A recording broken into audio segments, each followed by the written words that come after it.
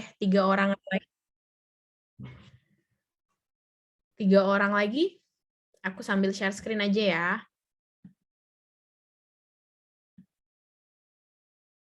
Kelihatankah teman-teman?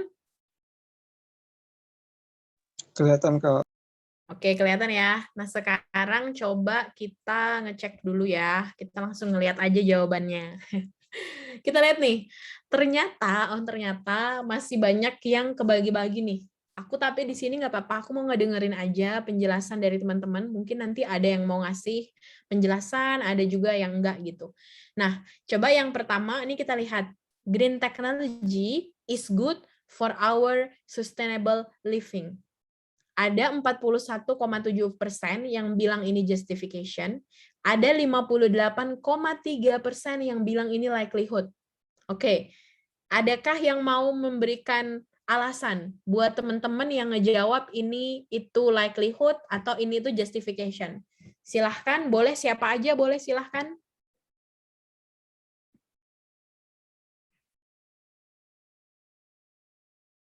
Adakah? Saya, Kak. Oke, silahkan Izzy. Tapi Gimana saya Izzy? lupa tadi Izzy lupa tapi milih. menurut saya, Oke. menurut saya yang likelihood tadi yang mana ya? Bentar. Likelihood ya. Oke, kenapa likelihood Izzy? Karena di situ dia nggak ada comparable-nya gitu antara kayak yang case tadi kan antara perekonomian sama sebentar.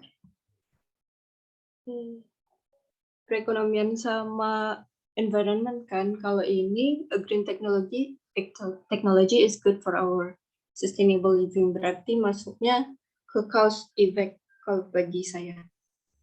Oh gitu. Jadi dia maksudnya ke cause effect, jadinya dia likelihood. Oke, apa? Ya likelihood ya tadi ya, milihnya ya. Iya. Sip. Oke, Izzy, thank you penjelasannya. Ada lagi yang mau memberikan pandangan dari yang milih justification? Siapa yang milih justification? Adakah? Ayo dong, yang ini ada di sini nih. Ada 6 responden nih. Jadi, udah 14 yang masuk ya. 6 responden memilih justification, 8 responden memilih likelihood. Nah, tadi yang likelihood udah dijelasin sama Izzy, karena Izzy bilang dia nggak ngelihat di situ ada yang dipertentangkan gitu, kata Izzy. Jadinya Izzy melihatnya lebih sebagai cause effect aja. Oke, kalau yang lain ada nggak kira-kira nih? Ayo dong, nggak apa-apa, boleh ngomong dong. Kalau debat tuh biasanya suka ngomong nih, jadi harus ngomong, ayo. Sebelum nanti minggu depan kita udah bakal mulai latihan. Kalau minggu depan nih, sampai minggu depan teman-teman benar-benar udah bisa bikin argumen dengan baik, aku mulai minggu depan nanti mungkin bisa diplot-plotin ininya, apa namanya, tim-timnya gitu. Jadi kita udah bisa kayak debat langsung, jadi supaya bisa lebih enak aja gitu nanti. Kayak gitu. Tapi harus dengan catatan ini benar-benar paham dulu. Oke, ada nggak nih? Adakah? Ayo, 6 orang nih. Ayo 6 orang lainnya silahkan teman-teman memberikan apa namanya pandangan gitu. Boleh loh pandangannya dari mana aja boleh loh. Silahkan, kita bebas di sini, boleh melihat dari sudut pandang apa aja, silahkan. Adakah yang punya ide lain? Silahkan. Yusuf Noval, Hanin. Adakah yang punya ide lain? Izin menjawab, Kak. Oke, siapa nih? Ica. Oh ya, Ica. Oke, Ica tadi milih apa, Ica? Tadi aku milihnya justification. Oke, kenapa Ica milih justification? Tadi itu aku milih itu karena itu kan artinya teknologi jauh baik untuk kehidupan kita yang berkelanjutan. Aku milih justification tuh karena pernyataan itu tuh bisa dijelasin kenapa kok baik gitu. Terus apa yang membuat itu tuh baik untuk kehidupan selanjutnya gitu. Gitu, Kak. Oke, bagus Ica, bagus penjelasan Ica. Oke, nah sekarang jawaban aku nih ya buat pertanyaan yang pertama. Jadi Kak tadi Izzy bilang karena dia tuh Kak ada cause effect-nya gitu. Nah, terus dia apa namanya nggak kelihatan di compare sama apa. Nah, ini sebenarnya yang tricky dari Mosi ya atau dari judul assertion. ada juga yang memang kita nggak jelas pertentangannya dengan apa. Tapi dia bisa, bisa dia itu adalah justification juga. Kayak gitu. Misal seperti gini, betul tadi yang dibilang sama Ica ya. Dia bilang green technology is good gitu. Ada kata is good for our sustainable living gitu. Jadi artinya yang perlu kita buktikan di dalam assertion analisis argumentasi ini adalah kenapa green technology itu good. Isinya seperti itu aja. Terus nanti perlu kita menjustifikasi apa filosofinya dari sustainable living itu apa sih kira-kira yang kita maksud, kayak gitu ya. Jadi kayak gitu, Izzy dan teman-teman lain yang ngejawab ini adalah likelihood, betul, ini adalah justification. Yang perlu di dalamnya hanyalah dibuktiin aja. Jadi kita nggak perlu menjelaskan proses bagaimana cara membuat green technology menjadi sustainable living. Kita cuma perlu menjelaskan hubungan antara gimana sih sebenarnya good itu seperti apa green technology dan sustainable living itu filosofinya apa, yang akhirnya mereka berdua bisa saling berhubungan satu sama lain. Kayak gitu, oke? Oke, thank you. Selanjutnya, why it's not okay to develop nuclear power. Oke, sebanyak 11 orang menjawab ini adalah justification, sisanya 3 orang menjawab ini adalah likelihood. Sebenarnya ini lumayan bagus ya, berarti ini lumayan bulat suaranya. Kalau ini kan, kalau yang pertama ini kayak 11-12 nggak sih, kayak dikit banget gitu. Jadi kayak kayak masih terbagi dua gitu persepsinya. Nah kalau yang ini lumayan kebentuk persepsinya, tapi coba kita lihat, jangan sampai ternyata jawabannya likelihood. Coba, adakah yang mau memberikan penjelasan yang dari likelihood? Siapa yang mau jawab likelihood tadi? 3 orang nih. Boleh, nggak usah takut salah teman-teman, di sini nggak ada salah benar, nggak ada itu, boleh silakan siapa aja. Adakah? Nggak ada? Oke, kalau nggak ada, nggak apa-apa, aku jelasin ya. Kalau ada pertanyaan why it's not okay to develop nuclear power, itu mungkin nih kalau aku tebak-tebak nih ya, ini aku menebak aja nih, aku nggak tahu betul apa salah, tapi bisa jadi 3 orang yang menjawab likelihood karena mereka berpikir nuclear power itu belum di-develop. Bisa jadi seperti itu ya. Jadi teman-teman tuh berpikir, oh ya ini berarti proses Kak, karena kita harus menjelaskan bagaimana proses ngedevelop nuclear power. Sebenarnya enggak. Oke, di dalam analisis ini why it's not okay to develop nuclear power, itu isinya hanyalah kita membuktikan aja apa sih keburukan dari nuclear power. Karena it's not okay, ya. Tapi kalau pertanyaannya dibalik nih, why it's okay to develop nuclear power, assertion-nya kayak gitu, misalkan judul argumennya, berarti kita cuma butuh membuktikan why nuclear power itu is good. Jadi apa sih kebaikannya? Jadi kayak gitu. Jadi ini jawabannya adalah betul justification. Nah, sekarang yang ini. How giving that penalty will be effective to reduce corruption. Ini juga kebagi dua ya. Sama seperti pertanyaan nomor 1 ini ya. Nah, kita lihat di pertanyaan nomor 3.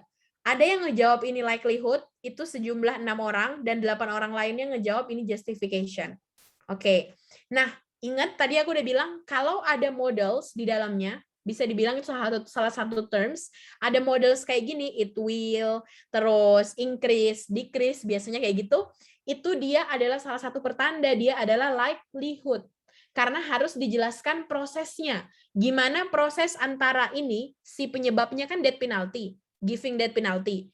Terus, apa yang akan menjadi dampaknya? Jadi dampaknya adalah nge-reduce corruption. Jadi prosesnya ini itu dijelaskan, harus dijelaskan bagaimana proses dari si penyebab death penalty ini membuat angka korupsi itu berkurang. Jadi ini bukan justification idea, tapi ini adalah likelihood. Oke. Terus yang selanjutnya, the narrative decrease people awareness of mental health. Oke. Sebanyak 10 orang menjawab ini likelihood, sisanya menjawab ini justification. Nah, kira-kira kalau di sini apa? Kira-kira ada yang mau memberikan ide?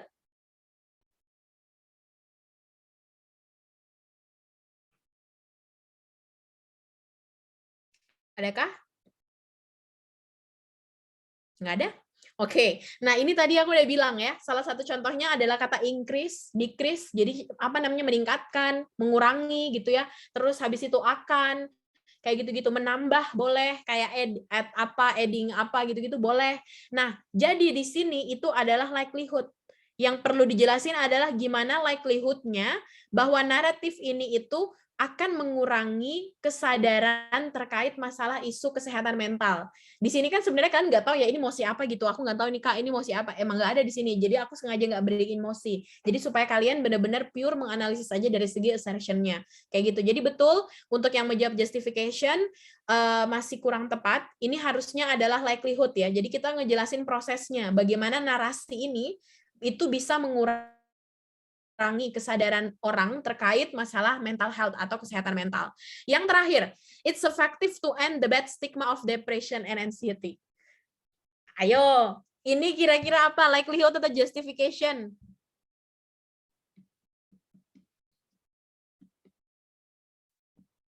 Likelihood, Kak. Likelihood, gimana Izzy? Kenapa Izzy pilih likelihood? Karena tadi kakak bilangnya kalau likelihood itu lebih ke cause effect sama proses dari judul yang ada. Terus di situ it's effective to end the bad stigma of depression and anxiety. Kalau bagi saya berarti efektif untuk mengakhiri depresi sama anxiety itu cause effect gitu. Apa ya? Saya mau apa ya? Oke, jadi apa namanya efektifnya itu apa namanya yang it-nya itu yang dia menjadi kayak cause-nya, yang itu berarti emosinya gitu kan. Terus depression sama anxiety itu adalah kayak efeknya gitu ya maksudnya Izzy ya? Iya itu. Oke, betul banget jawabannya Izzy. Jadi kalau kalian perhatikan pertanyaan yang terakhir ini emang cukup menjebak karena di dalam pertanyaan ini nggak ada models, nggak ada increase decrease. Jadi dia cuma kita membahas ini efektif apa enggak. Yang namanya kita membahas ini efektif apa enggak itu sebenarnya di sini tergantung analisisnya ya teman-teman. Jadi ketika kalian membuat judul It's Effective to End the Bad Stigma of Depression and Anxiety, bisa jadi di dalamnya adalah analisis bagaimana efektifnya, atau sebenarnya cuma perlu menjelaskan justification. Jadi justification-nya bisa aja kalian ngejelasin tentang depression-nya itu dilihat dari sisi mana sih sebenarnya. Terus misalkan ya, misalkan ternyata emosi ini adalah this house believe that it's okay to be not okay. Misal ya, kita ada film Korea kayak gitu, tapi bukan berarti kita lagi menganalisis film Korea ya. Jadi di sini maksudnya adalah kenapa, jadi itu kayak this house believe that, Dewan ini percaya bahwa narasi it's okay to be not okay itu nggak apa-apa, itu boleh gitu, nggak apa-apa gitu ada. Nah, bisa jadi di sini kita it's-nya itu adalah naratif ya. Naratif it's okay to be not okay is effective to end the bad stigma of depression and anxiety. Ketika kayak gitu, kalian bisa ngejelasin seberapa efektifnya. Itu menggunakan pendekatan likelihood, ya. Jadi itu menggunakan pendekatan likelihood analisis kalian. Jadi kayak prosesnya. Karena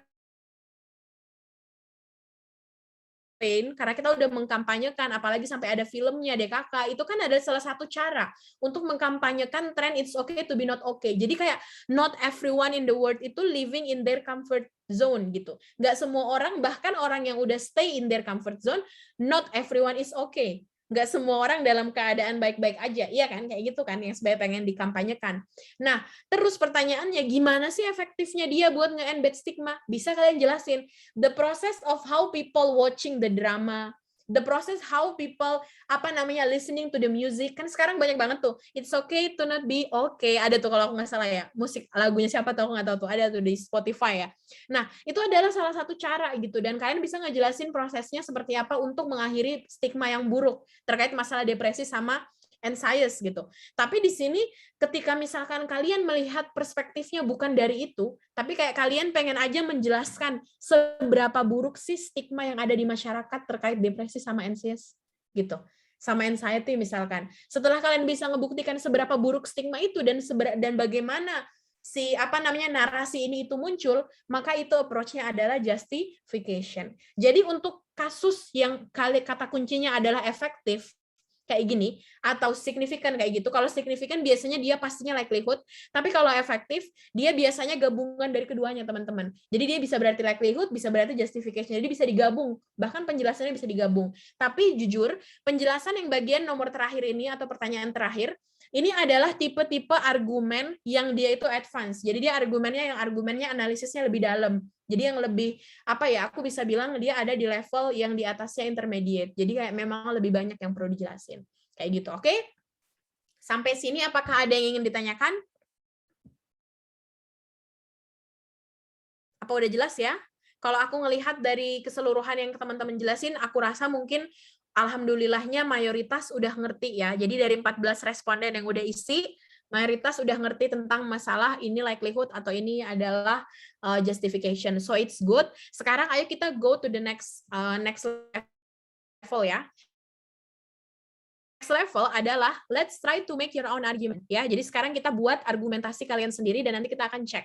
Nah, aku minta tolong lagi Atina untuk di-share Google Form-nya. Bukan Ya, Google Kak. Form ya, Google Doc. Yang kemarin itu kan, Kak? Iya, betul. Iya, ya. Tadi aku habis kirim lagi sih ke ini, ke siapa namanya? Ke Devita ya? Ya udah dikirim ke aku. Oh ya, oke, sip. Nah, kalau teman-teman lihat, ini sebenarnya masih lanjutan dari yang kemarin ya, tapi aku nggak mau berlama-lama. Kalau kemarin kan aku memberikan kalian waktu itu sampai sekitar 15 menitan ya, buat kayak bikin, buat analisis this house, trend, problem. Menurut aku kalian udah cukup paham dengan mosi ini. Jadi sekarang silahkan bikin argumen dalam konstruksi AREL.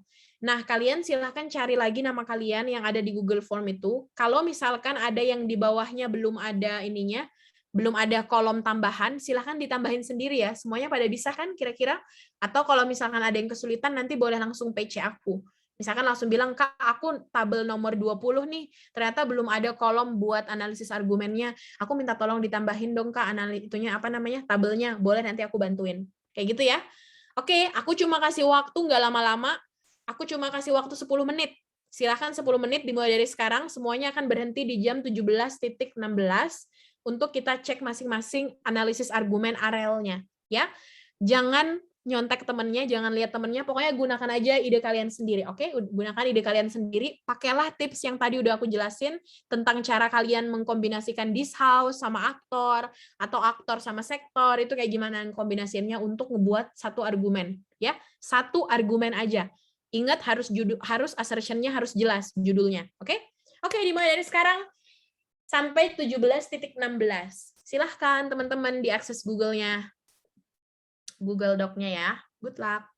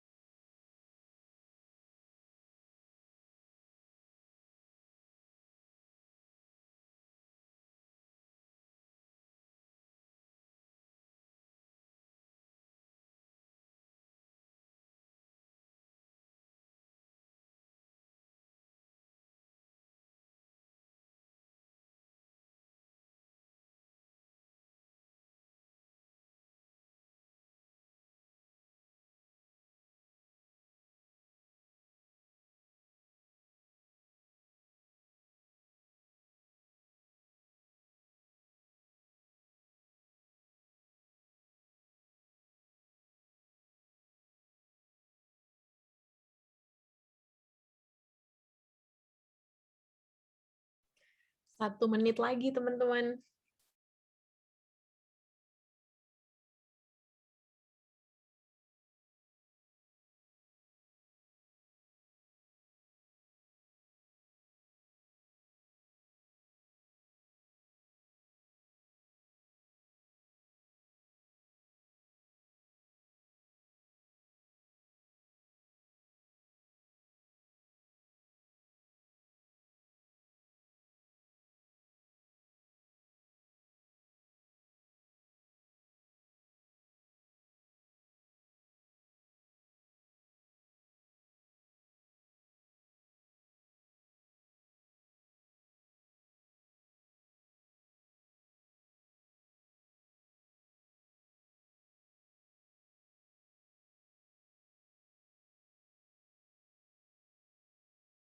Kak Ayu, mohon maaf Kak. Kak, ini ada itu peserta yang baru join. Mana? Ini namanya Fahima, katanya di dokumennya belum ada itunya Kak. Siapa? Itu di tabel berapa dia? Namanya Fahima. Belum ya, Dek? Fahima. Aku cek belum sih Kak. Maksudnya belum ada di dokumennya sama sekali. Ya. Iya Kak, belum Kak. Mohon maaf, saya baru gabung tadi. Oh, ya Iya. nggak apa-apa, Dek. Kamu bisa bikin tabel baru aja. Kamu Oh, bisa bikin tabel baru langsung di bawah, paling bawah gitu, nggak apa-apa. iya. Baik Kak, saya coba dulu. Oke, Terima kasih. ya, ya.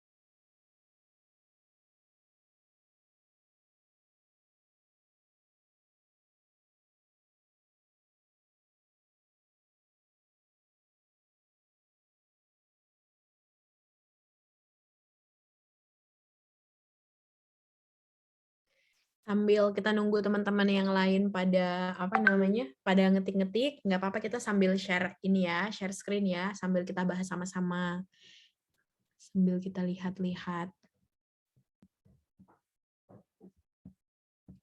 Oke, nggak apa-apa yang lainnya yang masih pada ngetik dilanjutin aja ya ketik-ketiknya. Silahkan, boleh.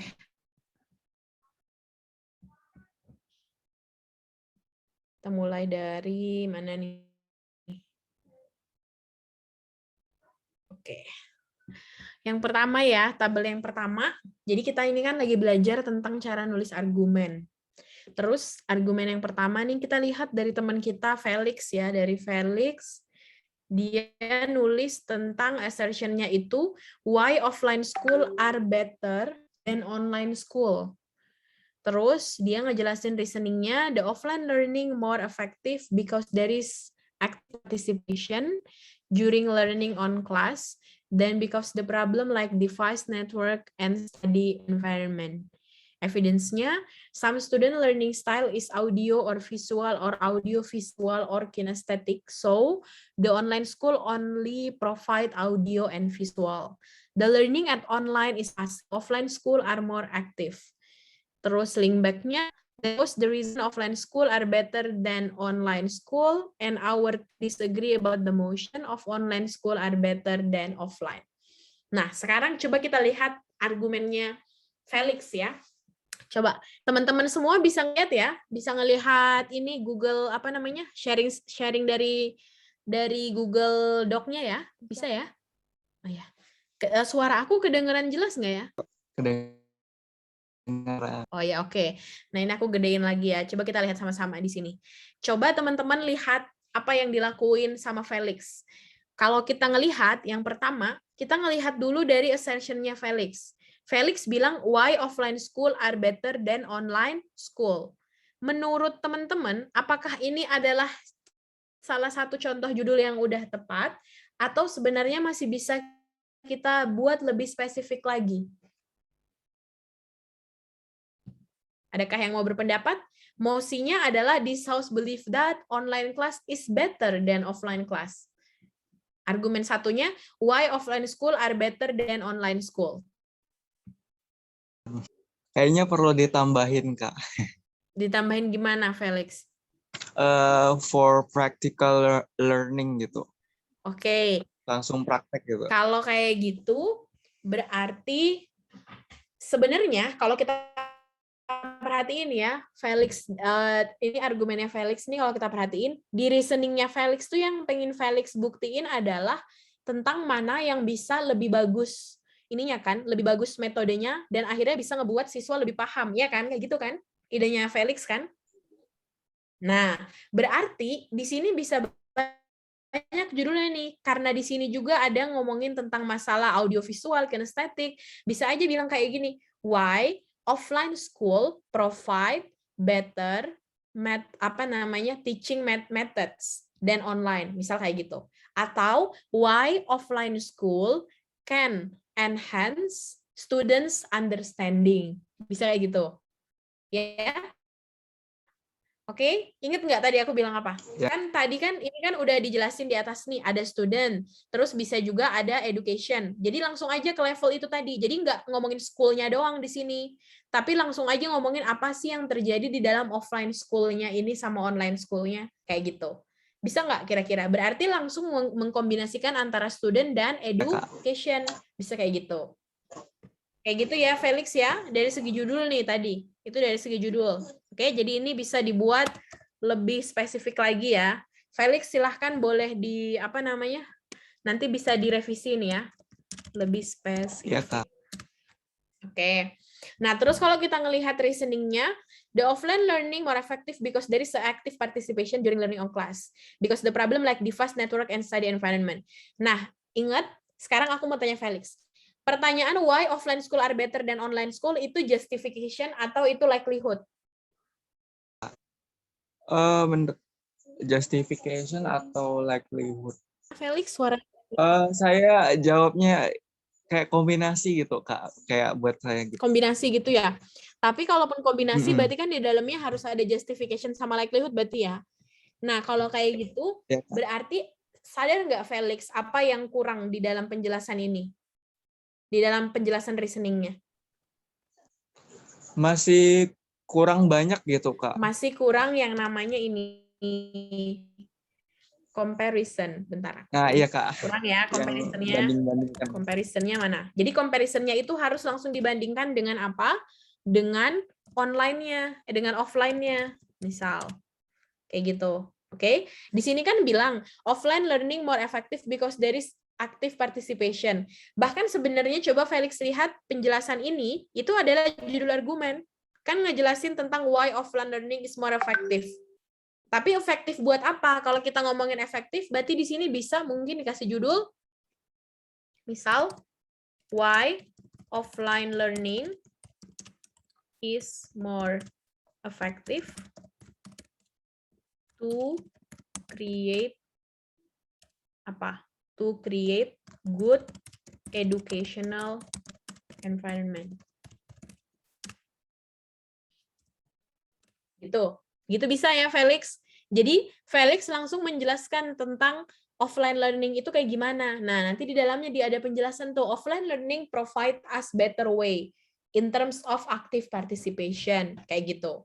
Interaction is appear in offline class that is not directly appears in online class because we have the problem like device, network, study environment in online class that most likely not gonna happen in offline class. Misal kayak gitu, ya? Kayak gitu ya Felix ya. Di sini bisa. Terus di sini evidence-nya. Oke, evidence-nya udah oke nih, udah mending. Tapi sebenarnya tahu nggak sih, ini tuh bisa dijadiin argumen selanjutnya ini. Atau bisa dijadikan penjelasan, ini kan penjelasan yang ini. Jadi penjelasan tentang, ini ya, kalau misalkan ini mau dijadiin judul argumen, itu bisa kayak gini. Why offline class provide wider students participation in class. Nah, terus masuklah dengan ide seperti ini, penjelasan seperti ini. Jadi bisa dijelasin, ada kinestetik, ada kayak gitu. Nah, tapi untuk menjelaskan ini belum disebut dengan evidence yang baik, Felix. Kenapa? Karena Felix belum bisa menjelaskan seperti apa contoh audiovisual yang terjadi di dalam online class, dan seperti apa contoh kinestetik yang pengen Felix jelaskan di dalam offline class. Kayak gitu. Ya. Jadi, penjelasannya di sini harusnya, example-nya apa? Kira-kira Felix, harusnya apa example-nya atau evidence-nya?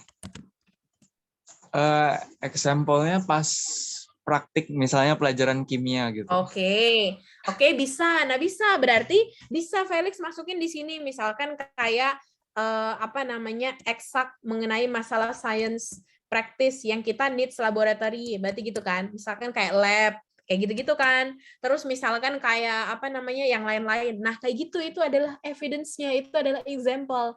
Bahkan nih ya sampai ke level misalkan orang-orang yang praktik yang dia harus praktikum biologi misalkan, dia harus ngebedah katak. Mana ada ngebedah katak mau misalkan pakai online? Ya bisa, kita bisa ngebedah katak pakai online, kita tinggal on cam. Tapi kita nggak bisa melihat langsung prosesnya. Misalkan kalau ini, ternyata dia ngepotongnya nih kurang fokus nih, harusnya dia ngepotong di titik garis yang ini, di urat yang ini, kayak gitu-gitu kan maksudnya Felix. Nah, itu adalah evidence. Itu adalah contoh evidence yang membuktikan bahwa problem terkait device, network, sama student active participation itu terjadi gitu. Tapi kalau Felix mengambil approach-nya evidence-nya ini bukan evidence yang berhubungan sama analisis argumen assertion ini, tapi ini adalah evidence yang berhubungan dengan judul baru atau assertion yang baru kalau misalkan mau ngebahas ini. Kayak gitu Felix dan teman-teman. Gimana kira-kira, bisa ngikutin kah? Bisa ya?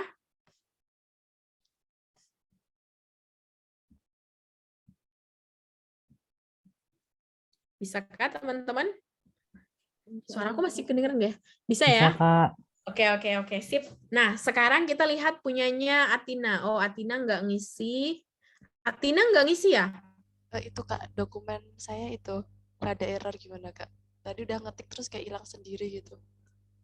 Oh gitu? Iya, itu ada W-nya. Oh alah. Mau ngetik gak Oh bisa. iya, nggak apa-apa. Nanti dimasukin ulang ya? Iya, nanti Dimasukin saya ulang masukin. aja nanti ya? Iya Kak.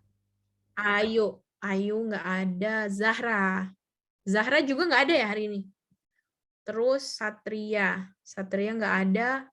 Alia nggak ada. Afifah nggak ada. Alfi nggak ada. Dea juga nggak ada. Cindy.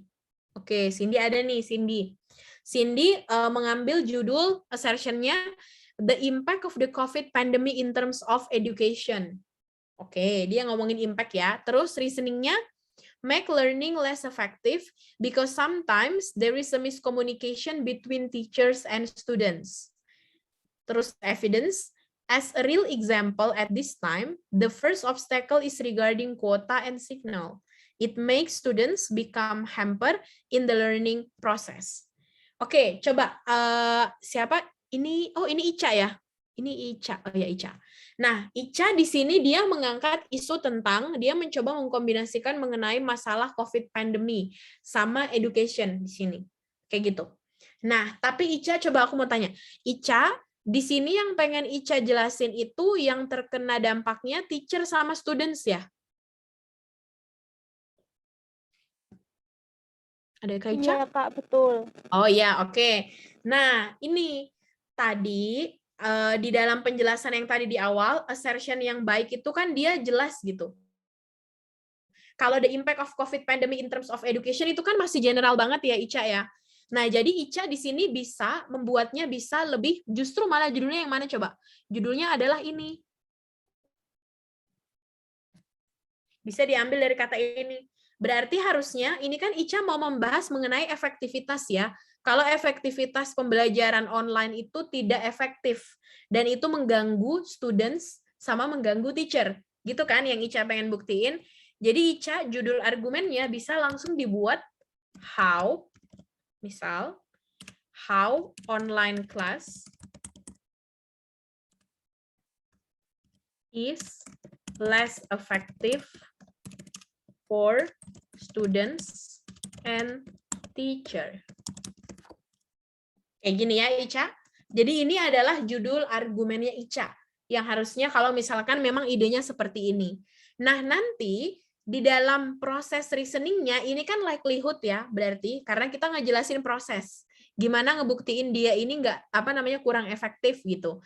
Nah, baru di sini dijelasin, sebenarnya di sini reasoningnya itu dijelasin dulu tentang, satu, gimana sih kondisinya student, kayak gitu ya, Ica.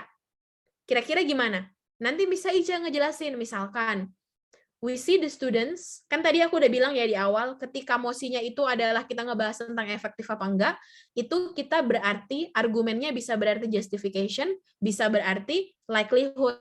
Jadi kalau idenya Ica seperti ini, maka yang perlu Ica jelasin yang pertama, gimana sih keadaannya student? Kayak gitu. Setelah itu baru, gimana sih keadaannya teacher? Kenapa? Keadaan mereka berdua ini ngebuatlah pelajarannya atau pendidikannya itu nggak efektif. Nah, kayak gitu. Misal, Ica bisa jelasin yang paling sederhana ya, students-nya itu bisa berada dalam kondisi apa nih? Kondisi rumah atau kondisi lingkungan belajar setiap orang itu atau setiap siswa itu kan berbeda-beda, iya kan?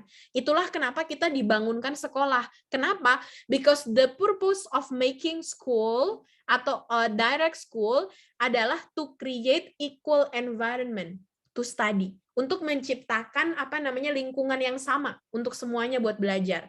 Ketika misalkan kita di rumah, ada yang dia di rumahnya lagi ada acara apa, atau bahkan mungkin sampai ke hal-hal yang sedih, misal dia di rumahnya sedang lagi ada konflik apa, kita nggak tahu itu semua, which is semua itu unreachable from our teacher.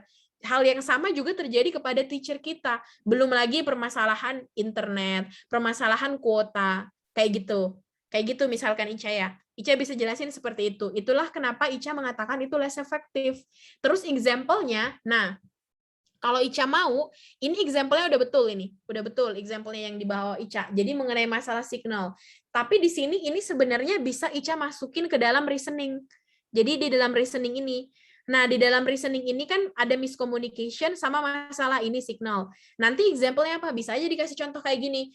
In the meantime, for example, in the meantime when a students atau teacher try to present and explain their materials, directly mereka ke left out dari Zoom. Itu ternyata karena apa? Ternyata karena bad signal. Itu adalah example. Itu adalah contohnya. Kayak gitu misalkan. Tapi di sini contoh yang dibawa sama Ica juga udah betul. Jadi tinggal masalah assertion-nya aja. Ya, karena assertion-nya Ica ini masih sama seperti punyanya Felix. Jadi masih terlalu general. Kayak gitu ya Ica ya? Bisa ya kira-kira? Bisa ya Ica? Terus kita lihat lagi punyanya Akbar.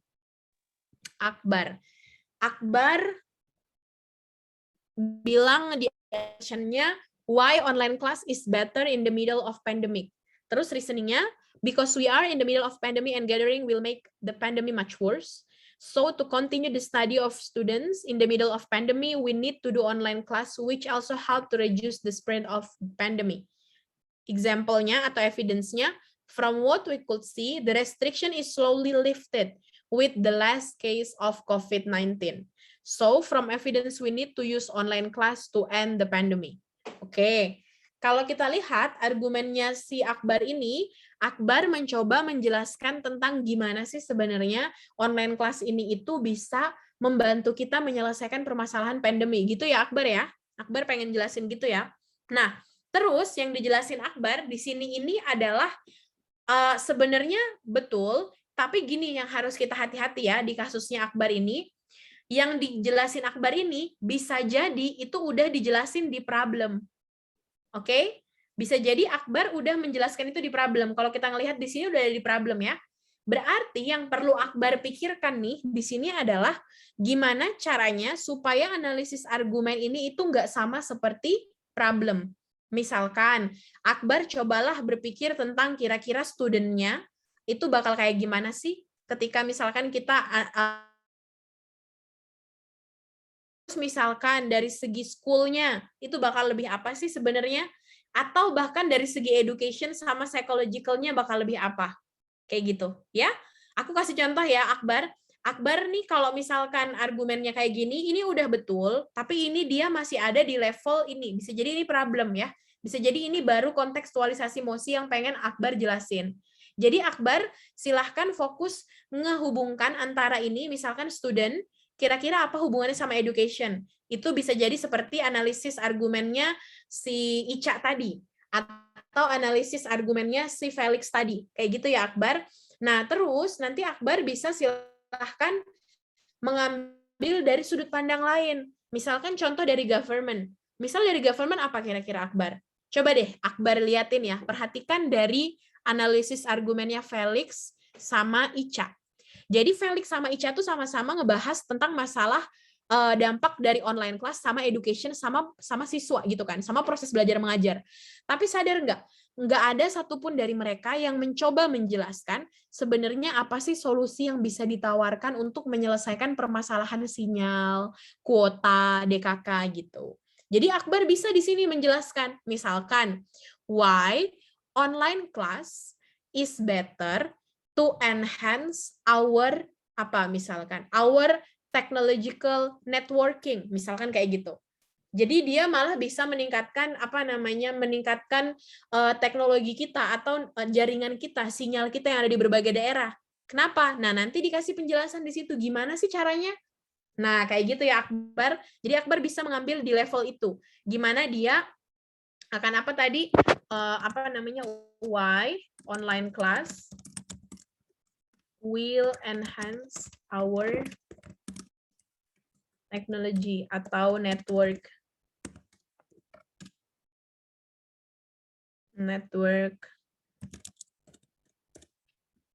atau wider network ya, wider internet networking. Kayak gini Akbar ya. Nanti Akbar bisa mengambilnya seperti ini. Kenapa aku menyarankan mengambil yang seperti ini Akbar? Karena Akbar telah menjelaskan keseluruhan argumen yang Akbar tulis di sini di dalam problem, by the way. Tapi sebenarnya alasan-alasan ini udah betul. Ini betul, ini adalah reasoning, ini betul adalah evidence, ini betul adalah link back. Tapi dihindarilah untuk sama persis seperti problem. Kayak gitu ya Akbar? Bisa ya kira-kira? Jadi kalau Akbar ambil approach-nya ke sini, nanti Akbar tuh akan berfokus memikirkan perannya pemerintah dalam mendukung online kelas ini, dan kira-kira pemerintah tuh bakal ngasih apa aja sih? Nah, nanti status quo-nya bisa masuk di sini juga. Gimana pemerintah udah kayak gitu kan? Tapi di sini levelnya bukan ke level vaksin ya. Kita nggak lagi ngebahas vaksin, kita nggak lagi ngebahas subsidi kuota, tapi kita lagi ngebahas tentang usaha pemerintah untuk apa? Untuk meningkatkan jangkauan internet. Kayak gitu. Nah, jadi karena ada posisi pendidikan yang dia penting banget buat semua orang, dan pendidikan di sini itu menggunakan online, itulah saatnya di mana semuanya itu akan mulai beralih ke online. Nah, itulah yang menjadi trigger untuk pemerintah untuk membangun lebih baik lagi. Ya kan? Nanti evidence-nya apa? Nah, evidence-nya bisa Akbar memberikan contoh. Misalkan contoh, ketika pemerintah akhirnya menyadari pentingnya literasi teknologi, literasi dasar teknologi seperti misalkan komputer dan lain-lain. Kan pemerintah kita memberikan bantuan pembangunan listrik. Paling pertama kan listrik ya. Pemerintah kita membangun gardu listrik di berbagai daerah di Indonesia bagian timur, di mana-mana pun, di pelosok-pelosok itu dibangun kayak gitu misalkan Akbar. Bisa ya? Jadi Akbar bisa berpikir dari sisi yang lain, yaitu dari sisi this house government-nya, sama misalkan dari sisi tadi siapa? Dari sisi ini. Dari sisi sosialnya bisa, dari sisi ekonominya bisa lebih baik, kayak gitu. Oke? Begitu ya Akbar. Terus Majid. Ini Majid ya, oke. Majid menjelaskan why do we need to adopt online class. Oke nih. Terus reasoningnya, in the middle of pandemic, sama seperti Akbar tadi, online class become a way to accommodate the limitation of the pandemic restriction, no need to make a cluster. The pandemic becomes so much rough. Terus evidence-nya online class help the government to reduce COVID. Sama ya, sama seperti Akbar tadi. Jadi ini juga inputnya sama, boleh masih menggunakan ini, asalkan memang ini belum dijelaskan di problem ya, Majid ya. Kalau Majid udah jelasin ini di problem, fokus seperti yang tadi. Jadi tadi kan aku udah memberikan kalian tuh tips gitu ya. Jadi tips untuk membangun argumen, silahkan diingat this house-nya itu, terus diingat lagi impact-nya. Jadi keyword-nya udah, terus this house sama impact. Ini penting banget buat dieksplorasi. Ya, jadi silahkan Majid nanti berpikir lagi dari level sana. Kira-kira dari segi health-nya mau kayak gimana? Ini kan dari segi health ya, ini dari segi kesehatan. Tapi kalau dari segi ekonominya gimana nih? Nah, kayak gitu. Misalkan boleh Majid bisa ngejelasin, ternyata online class ini jauh lebih saving money misalkan, atau jauh lebih beneficial for our economic condition misalkan. Kayak gitu-gitu. Jadi bisa di sini karena namanya flexible working, atau bahkan dia bisa memberikan memberikan benefit ke level lingkungan misalkan mengenai transportasi, gas emission, DKK itu bisa dimasukin di dalam argumennya Majid gitu ya Majid ya. Jadi Majid sama inputnya seperti Akbar tadi. Nanti boleh diedit-edit lagi, ditambah-tambahin apa dikurang-kurangin gitu. Terus Hana. Oke, Hana memberikan analisis why is online class better than offline class during pandemic? Reasoningnya online class is the solution in the increasing number. Oke, sama juga. The number of COVID sama. Nah, sekarang kita lihat analisisnya Hana di sini ya. Hana juga masih sama ya. Jadi yang di kasusinnya Hana ini adalah masih menjelaskan problem sama status quo yang udah dijelasin di awal. Jadi hati-hati Hana, sama juga seperti Akbar sama Majid, silahkan coba Hana mengeksplor lebih jauh lagi, lebih ke impact ini ya. Di sini Hana udah lengkap banget nih loh impact-nya. Ada subjeknya government, ada school, objeknya ada students, teacher, parents, sektornya ada education, sosial, ekonomi, sama health. Oke? Jadi Hana silahkan buat argumen yang kira-kira menjelaskan antara tadi, kombinasi antara this, how, sama impact kah? Atau kombinasi antara subjek sama objek? Atau mungkin kombinasi antara subjek, objek, sama sektor. Yang tadi udah aku jelasin di awal. Ya Hana, jadi Hana juga silahkan nanti dibenerin nih argumennya, soalnya masih sama kayak Akbar sama Majid. Kita lihat lagi selanjutnya Nacha. Oh, Nacha nggak ngisi, Nadia enggak, Virus juga enggak, Zidan enggak, Devita juga enggak. Terus ini siapa nih? Siapa yang ngisi table 20 teman-teman? Enggak ada namanya. Oh, Iva. Iva ngisi nih, Iva. Kita lihat ya. Widih. Oke, kita lihat argumennya Iva ya. Iva, assertion. Why it's needed to improve the quality of graduated student in Indonesia? Reasoningnya, development of the technology were faster than the education in Indonesia, while the education still using the same learning materials as several years ago. Okay? Evidence. Development of e-commerce and everything that already integrated and become easier as long as you have smartphone and connectivity, while the teacher is not improving their knowledge. And link back-nya, the improvement of education for the future of Indonesia were needed so they could compete and survive while the technology keep growing. Oke guys, aku mau semuanya tepuk tangan buat Ifah ya. Give applause for Ifah. Ifah, congratulations nih, yang paling aku bisa bilang yang paling lengkap dan yang paling betul untuk menganalisis argumennya yang pertama ya. Jadi ini adalah salah satu contoh analisis argumen basic yang bisa dibawa di sini. Oke? Jadi dia ngejelasin tentang gimana sih kita akan meningkatkan kualitas dari graduate students nih. Ternyata itu bisa dilakuin kalau kita melakukan online class. Bagus ini idenya Iva ya. Jadi Iva mencoba mengkombinasikan antara education dan teknologi. Bagus. It's very good, Iva, by the way. It's very good idea ya. Bagus, congratulations for Iva ya. Jadi ini kalian bisa ngelihat di sini contohnya. Iva di sini udah lumayan terstruktur di sini. Dia mencoba menjelaskan tentang improvement of quality. Dia memulai reasoningnya dengan menjelaskan development of technology yang sebenarnya tidak diikuti dengan educational sector. Betul, karena kita masih menggunakan cara yang lama gitu, sistem same learning yang lama. Nah, dia memberikan evidence berbagai hal tuh udah very easy with our smartphone and connectivity. Tapi most likely nggak ada ini. Tapi untuk teacher dan untuk education dia nggak se-improve itu. Bagus, Iva, bagus di sini ya. Cuman Iva coba lihat, apa kira-kira yang kurang Iva lakukan adalah, ingat, di sini adalah pertanyaan why it's needed to improve the quality of graduate students in Indonesia. Nah, argumentasi yang baik, ini kalau untuk basic argumen, ini aku rasakan ini udah lulus kayak udah bagus gitu argumennya. Kurang dari level misalkan, gimana, jadi ini harus dikombinasikan ya Iva penjelasannya nanti, jadi nanti harus ada penjelasan lanjutan. How then we can improve the quality of our education through technology, kayak gitu. Jadi kayak meskipun ada problem yang Iva juga tahu, bahwa misalkan kayak masalah masalah network, masalah signal, masalah electricity bahkan. Kenapa? Then we still need to improve kayak gitu, ya. Jadi Iva mungkin bisa menambah penjelasannya. Misalkan contoh, nggak apa-apa kok kita sekarang udah punya yang namanya pilot project. We cannot do it directly. Kita nggak bisa ngelakuin itu langsung semuanya, semua region itu online.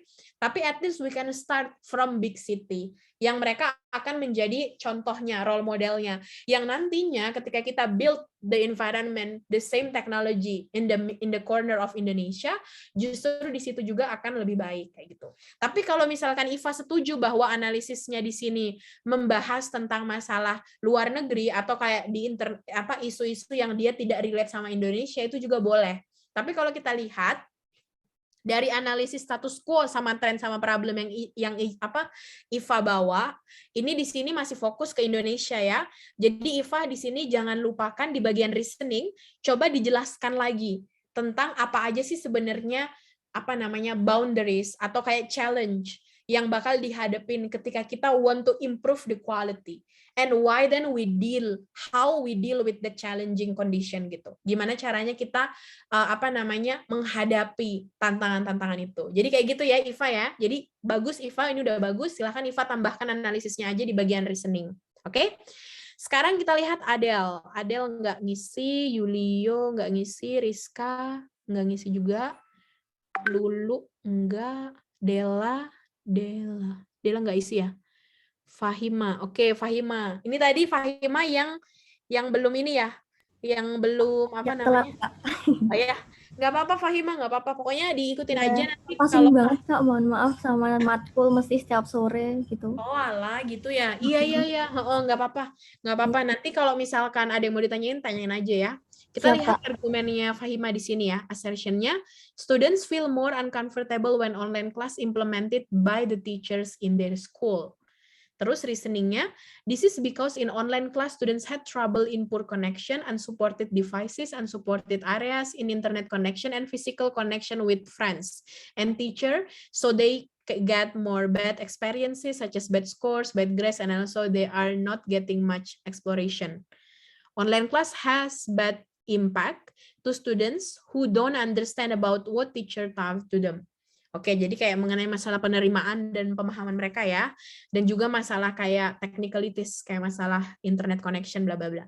Terus from bla bla bla ini jurnal, a number show that 80% students are not feel comfortable of online class, especially students who live in areas which not covered by internet. Link back, the variation of online class is needed for making good situation for the students so they can enjoy learning during this pandemic COVID. Beside base of government infos, offline class now is available if both teacher. Oke. Nah, sekarang kita lihat ini ya, analisisnya Fahima ya. Hima, Kak, ya.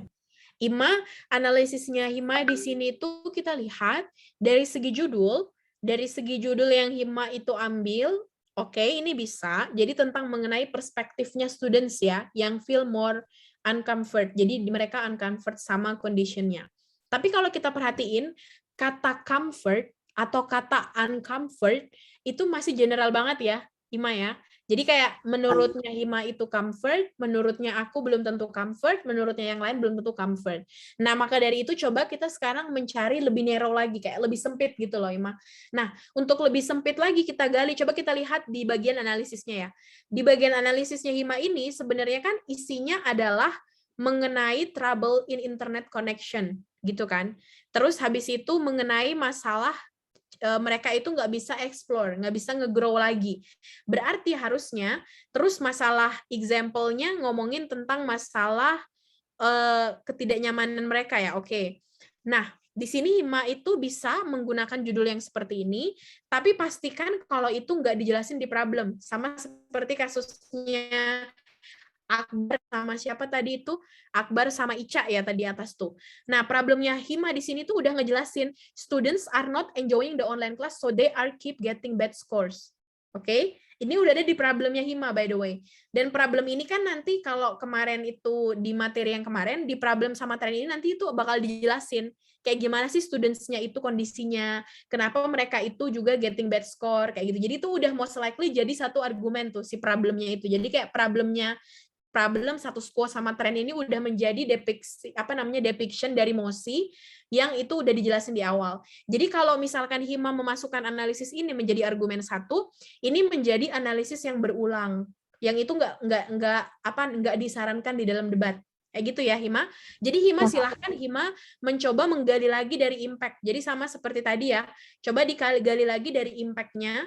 Baik itu kalau misalkan ini dari segi perspektif students-nya udah selesai, coba digali dari perspektif teacher, government atau parents, atau bahkan dari objeknya di sini education doang ya Hima tulisnya, ada masalah sosial dan lain-lain, itu bisa Hima tambahkan di sini. Gitu ya, Dek. Jadi coba nanti digali lagi supaya nanti nuansanya itu tidak sama seperti tren status quo sama problem yang udah dijelasin di awal. Kayak gitu ya. Oke. Nah, terus ketika Hima nanti menjelaskan example di sini, example itu kan nggak selamanya kita bisa melihat contoh kayak misalkan sumber dari jurnal atau sumber dari mana, kan kita nggak selamanya kayak gitu. Jadi aku lebih mengencourage teman-teman, cobalah menggunakan example itu, nggak usah aja disebutin sumbernya nggak apa-apa, tapi kalau dalam tulisan kan nggak boleh ya, kita harus nulisin sumbernya dari mana.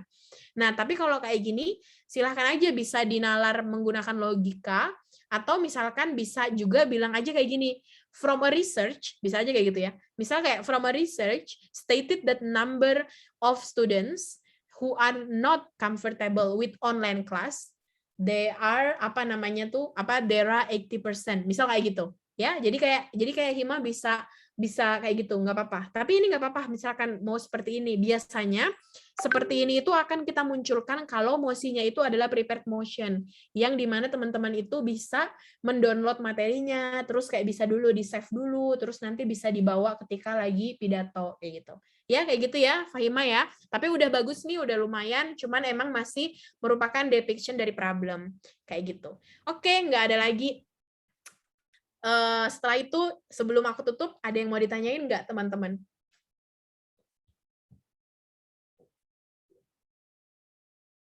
Ada yang mau ditanyain kah?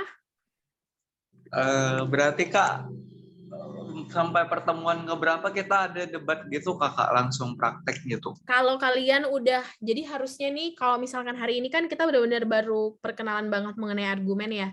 Aku berharapnya di pertemuan besok itu masih argumen, tapi kalian tuh bakal lebih banyak prakteknya. Jadi nanti analisis argumen gitu ya. Nah, nanti di situ kalau sampai kayak misalkan nih setidaknya 70% dari teman-teman tuh udah ngerti semua cara ngebikin argumen, besok juga nanti bakal aku bagi timnya. Jadi nanti supaya di pertemuan ke-6, 7, 8 tuh kita udah fokus buat ngebahas ini, fokus buat debat, sekaligus fokus buat analisis argumen sama rebuttal. Kayak gitu, Dek.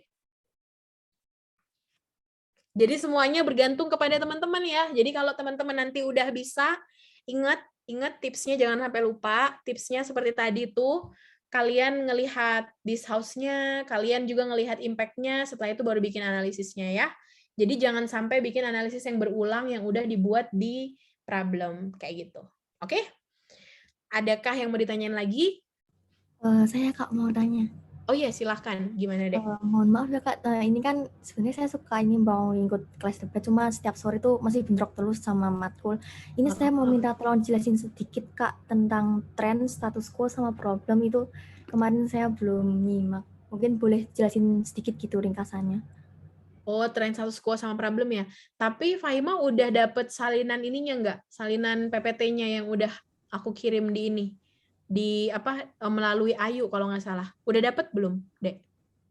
Sepertinya mungkin sudah Kak. Nanti saya coba research lagi nanti lewat. Oh iya, ini ya. Jadi kalau yang masalah tren itu sebenarnya basic problem yang yang didebat ya. Bentar aku liatin dari awal ya. Itu di materi awal ini. Jadi kemarin tuh kita udah ngebahas tentang masalah tren sama ini. Jadi tren itu sama status quo, sama problem, itu sebenarnya adalah hal yang ngebantu untuk menganalisis atau memahami emosi. Kayak gitu. Kemarin aku jelasinnya seperti itu sama teman-teman ya. Nah, terus di bagian tren ini, tren itu hanyalah gambaran. Jadi gambaran dari keadaan atau keadaan saat ini atau apapun itu yang kira-kira hal tersebut itu menyebabkan kemunculan emosi. Gitu. Oke? Nah, terus kalau status quo itu apa? Status quo itu adalah gambaran dari usaha yang udah dilakuin saat ini untuk menyelesaikan masalah yang muncul dari emosi. Jadi kalau kemarin gampangnya gini Fahimah, gampangnya kayak gini ya. Tren menyebabkan problem, kayak gitu. Problem menyebabkan status quo, kayak gitu. Jadi ketika ada tren, ya udah ketika ada tren ini, inilah yang akhirnya men-trigger jadi pemantik adanya masalah gitu. Terus masalah ini itu ada apakah telah dicarikan solusinya atau belum? Kalau udah dicarikan solusinya, itulah yang kita sebut dengan status quo. Tapi pertanyaannya, apakah solusi itu cukup atau tidak? Itulah ada pertanyaan dalam debat, apakah status quo is enough or not? Jadi kayak gitu. Kayak gitu ya, Fahimah. Itu adalah apa namanya gampangnya kayak seperti itu. Nanti kalau misalkan masih ada yang dibingungkan, boleh apa namanya chat personal aku aja juga nggak apa-apa. Kayak gitu ya, Dek. Gimana kira-kira? Mungkin boleh saya simpulin ya Kak Ayu ya. Jadi kan yang udah jelasin Kak Ayu tuh tren menyebabkan problem, terus problem kalau sudah dicari solusinya tuh jadi status quo gitu ya. Bukan problem udah dicari solusinya. Jadi gini, misalkan contoh gimana ya, pakai kasus aja ya. Misalkan contoh debatnya itu kita ngomong kayak tadi ya, mengenai green technology. Jadi di sini aku kasih contoh nih. Coba aku share lagi. Ini emang lumayan panjang ya, karena kemarin sampai 3 meeting nih baru semuanya pada paham. Nah, jadi yang ini ya, di sini kita lihat, di sini adalah, jadi trennya itu adalah fastest growing industry. Nah, trennya ini akhirnya menyebabkan adanya economic development. Jadi karena ada industri yang bertumbuh, ada perkembangan ekonomi. Dan akhirnya ada yang namanya isu-isu lingkungan yang muncul setelah itu. Nah, di dalam tren ini, kita itu menjelaskan tentang gimana sih sebenarnya growing industry itu happening so fast, gitu kan. Terus setelah itu, dari penjelasan tentang tren ini, muncullah suatu hal yang kita sebut dengan problem. Akhirnya problem yang kita angkat dari sini itu adalah global warming-nya, yaitu global warming-nya is worsen. Nah, ini kan problem. Akhirnya kita bertanya terus status quo-nya apa? Status quo-nya adalah hal atau usaha yang diusahakan oleh this house atau siapa aja orang-orang yang berusaha untuk menyelesaikan problem ini gitu. Jadi apa yang dilakukan orang untuk menyelesaikan problem ini? Oh, mereka mencoba ini, ada annual environmental meeting, ada juga bahkan ke level mensubsidi industri yang mau meng-cut gas emission. Nah, pertanyaannya, apakah status quo ini cukup untuk menyelesaikan problem global warming? Oh, ternyata nggak cukup. Kenapa? Karena it's voluntary. Karena itu tuh nggak dipaksain. Jadi nggak ada signifikan impact-nya. Terus habis itu dijelasin lagi, ada banyak banget alasan dari industri untuk tidak bertransformasi teknologi mereka menjadi green teknologi. Salah satunya mengenai mahal, ekspensif, terus sampai ke level hard to train the employee, dan lain-lain sebagainya. Jadi kayak gini contoh gambarannya. Seperti ini contohnya. Hima, gimana kira-kira? Bisa nangkep nggak? Iya Kak, bisa Kak. Bisa ya? Oke, sip. Oke, kalau kayak gitu, ada lagi yang mau ditanyain? Oh iya, itu Devita juga bilang ternyata ada di record di pertemuan sebelumnya ya. Jadi bisa nanti kalau mau dicek ya, nanti Hima dan teman-teman lainnya kalau ada yang kurang paham bisa dicek dulu di situ. Kalau misalkan nanti ada yang mau ditanyain, bisa langsung